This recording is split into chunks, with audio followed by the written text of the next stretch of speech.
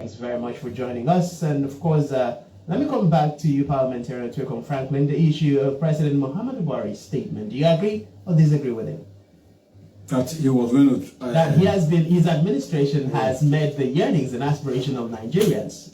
It is like an argument of the deaf. The president has the right to say what he wants to say. He has the freedom of speech, just like I have. And you will not, fault him. It is what he is being fed with by his aides and those around him is what he will say.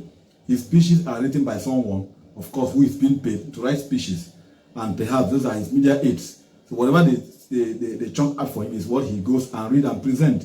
So you wouldn't expect him to go, say something else. Whereas he has ministers in all the sectors, and whatever report they give to him, he doesn't verify. So he can act based on unverifiable claims and report from his aides. Like I said before, his speeches are written by him, by his aides, and who are being paid. So if they have not given him the best speech to present to Nigerians, maybe their job will be at risk. So the president, presented that address, that statement, based on what he was given to present. It wasn't what Nigerians actually, expected of him.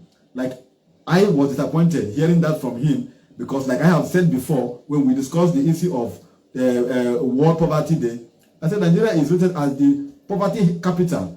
If president, 103 out of 121. Yeah, that is it. So if that is the case, on what basis would the president, stand today? He has met the yearnings of Nigerians. This is just a typical example. You see what the NBS is chunking out every day. Statistics, given statistics. Dollars is how much now? Dollars is 741 naira per dollar. How much is petrol? How much is kerosene? How much is cooking gas? How much is garri? How much is rice? A bag of rice. How much is onions? How much is Maggi? Pure water today, how much is it? Sachet water. How much is a loaf of bread?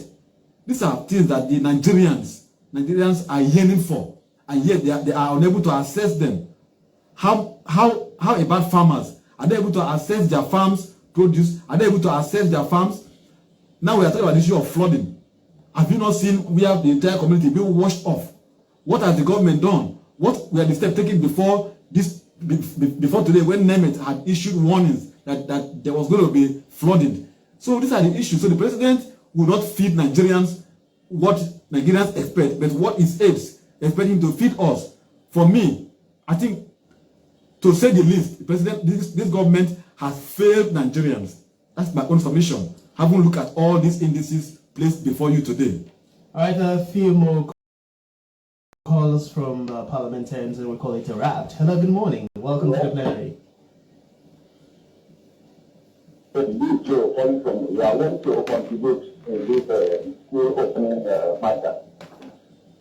Mr. Speaker, I want to say that I know lecturers to be very committed people and people that should be taken care of because of the work they do.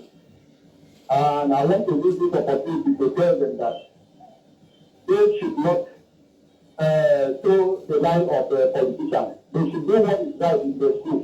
Let them teach children and do what they're supposed to do. Because if they do otherwise, I think the problem that they have will persist.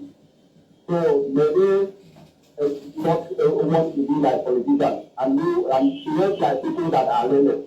We will help them a lot and help Nigeria. Thank you for having me. Thanks for joining us, and that's the size of the contributions we can take from parliamentarians. Coming back to you, Parliamentarian Twicom, your last take on all the issues, or one particular one.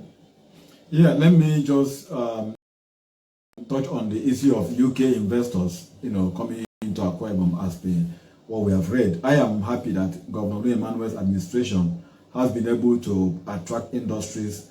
Last time I was here to talk about some of these industries, and I did say that the government has been able to attract industries like we have the St. Gabriel's refineries, we have the King's Flour Mill, the metering factory, the plywood factory, the new terminal building which is going on, and then you have the greenhouse along the airport road, the Bomb Air lines, which is almost the best in Nigeria today, and all of that. if we are having all of these industries, someone talk about opening up of civil service for employment to be created.